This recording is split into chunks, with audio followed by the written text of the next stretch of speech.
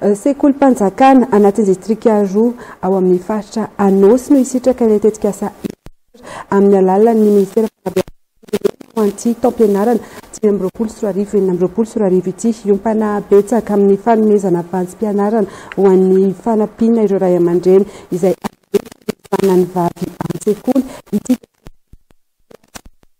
klasy fahafito ary klasy fahavalo no isitraka izany.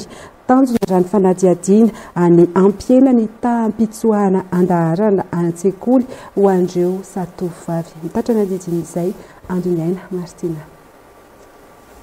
Collège Panjakana na CEG miisa 775 izay misandrahaka amin'ny farim-piadidy mpampianarana miisa 20 manerana ny nosy no iasan'ny tetikasa Iger izay nampafantarina teto Tolagnaro renivohitry ny faritra Anosy Androany. Tetikasa goavana entin'ny ministera ny fanabeazam-pirenena ampianana ny tampitsoahana andaharana an-tsekoly ho an'ny zatovavy eto Madagasikara ny tetikasa anome vatsim-pianarana ny tetikasa ho fanampiny ireo ray aman-dreny andefany zanany vavy an-tsekoly iantohana ary arotsaka eny anivon'ny Collège Panjakana amin'ny alalan'ny fefy ho an'ireo ankizivavy klasy T6 ka hatramin'ny T8.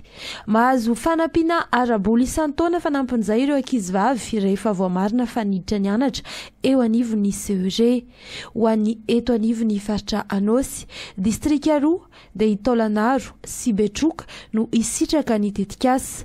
Mametraka ho lara-pamiana ny fanabeazana ny fitondram-panjakana anatin'ny tetikasa ity araka nambarany gouvernoura ny faritra Anosy mamaly ny filan'ankapobeny ny mponina Anosy ihany koa ny tetikasa. Tena zava-dehibe aminay antsika izy ity satria raha manentana amin'ny resaka hoe fametrahana ny hoe mazava-dehibe ny fampianarana ny fanabeazana dia miditra tanteraka ny faritra ao anatin'izay mifanohana amin'ireo ratsamangaika ny ministera amin'izay hoe hampiakarana ny tahany amin'ny resaka fampitrihany mpianatra zay fa io koa mba hiakatra hatrany ny vokatra amin'ny fanadinana. Ny banky iraisam-pirenena no mpamatsy vola ny tetikasa Iger eo ambany fiahin'ny ministera ny fanabeazam-pirenena.